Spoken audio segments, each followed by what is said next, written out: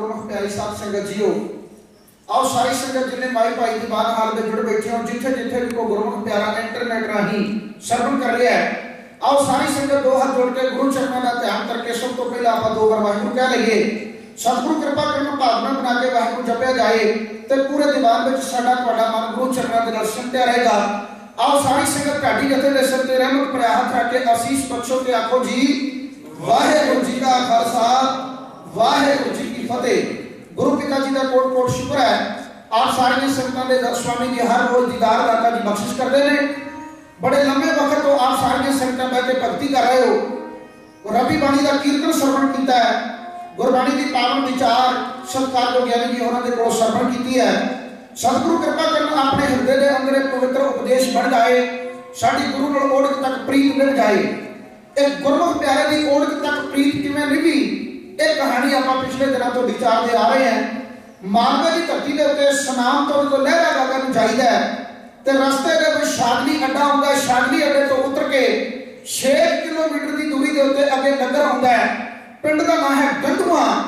गंडुआ पिंड के विच गुरु हरगोबिंद साहब महाराज जी के टाइम सिੱਖੀ के नाल जुड़िया होया गुरमुख प्यारा जिहड़ा मैदाने जंग अंदर धर्म युद्ध के अंदर अपना लहू पानी की तरह बहा के सिੱਖੀ की सेवा करवाउण दा दिल विच चाह रखदा होया मैदाने जंग अंदर लला वेलदियां फौजां दे नाल लोहे नाल लोहा लैंदा है।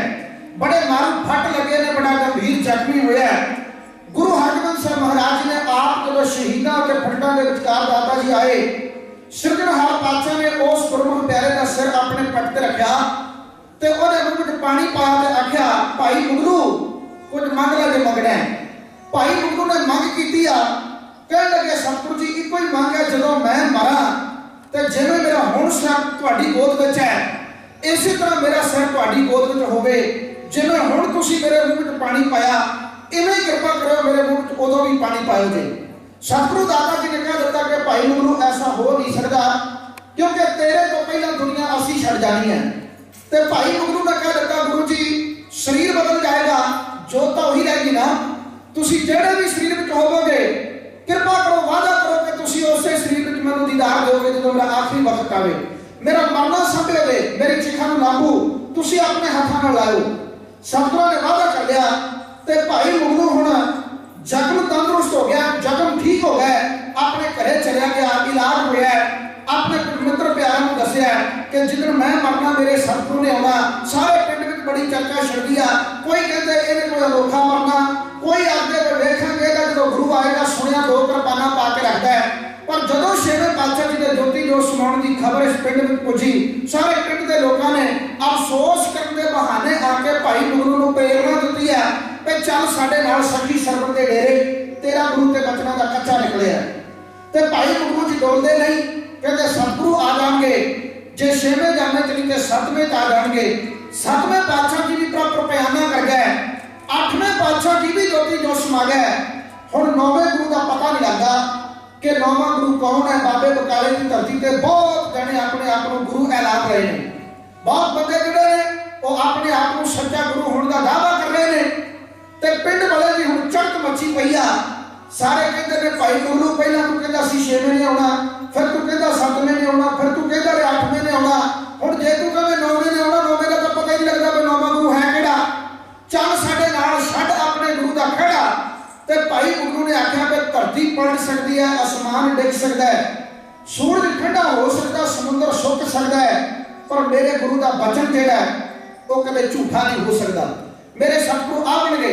ते भाई मुगलू जी हुण घर बैठे बाणी पढ़दे अरदासां करदे ने, दातिया हर बार तुहाडे दीदार करन वास्ते आया, तुसीं 9वां जामा धारण कर लिया ते मेरा शरीर हुण बिरध हो चुका, बुढ़ा हो गया है, मेरे कोई समर्था नहीं कि मैं बाबे बकाले आवां।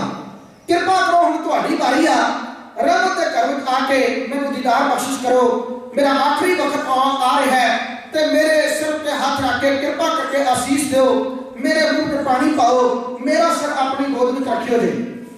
ते इधर सतगुरु जी बचनों के पूरे सूरवीर बचन के बली सतगुरु गुरु तेग बहादुर महाराज देखो 6वें जामे अंदर कीता वादा 9वें जामे अंदर पूरा करन चले ने। एदा मतलब है साडे गुरु 10 या 11 नहीं है, साडा गुरु एक है।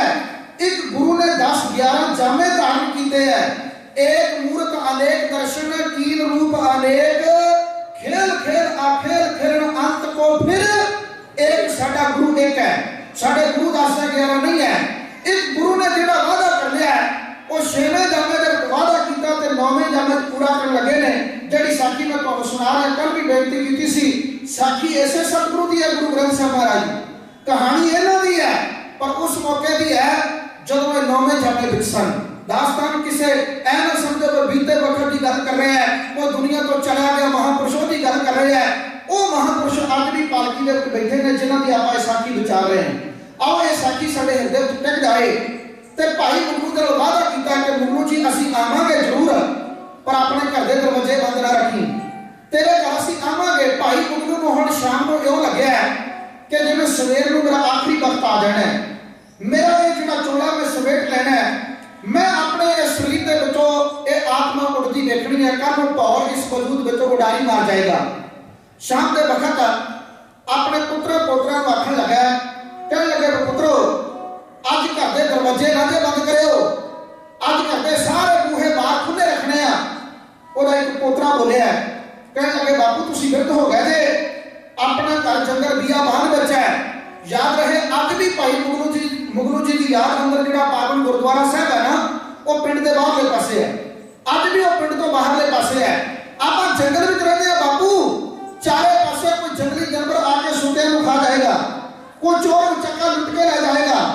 भाई उन्होंने आख्या, कहने लगे पुत्रो अज चोर उचक्का या जंगली जानवर का बहुत दूर की गल है, अज इन्हां दरवाज़िਆਂ ਵਿੱਚ तो धर्मराज के जमदूत भी नहीं लंघ सकते। इन्हां दरवाज़िਆਂ ਵਿੱਚ जेकर लंघणगे तो सतगुरु गुरु तेग बहादुर महाराज ही लंघणगे। बड़ा विश्वास, बड़ा भरोसा है। उधर गरीब नवाज बादशाह, गरीबों को नवाजने वाले स्वामी सतगुरु गुरु तेग बहादुर महाराज कणकवाल पिंड के आके उन्होंने उतारा किया। कणकवाल पिंड ते गढ़वा पिंड बिल्कुल नेड़े नेड़े पिंड ने, दोनों पिंड बड़े इतिहासिक पिंड है। दोनों पिंडों को सतगुरु 9वें पातशाह जी की पावन चरण छूह प्राप्त है। 9वें अवतार कणकवाल नगर की धरती के उत्ते अद्धी रात का वक्त हो चलिया ते उधर भाई मुगलू जी अपनी सुरत गुरु चरणों में जोड़ के अरदासां करते हैं। देखी किते दाते वही गल ना होवे, मरे की मिट्टी नंग के पुटण लोग, मेरे तो सिरे भी लोगों ने लानतां पाउणियां ते सारी जिंदगी गुरु गुरु जपदा मर गया दा गुरु नहीं आया। देखी दाते मेरा कुछ नहीं गरीब का जाना, लाज रखू तेरे नाम नो।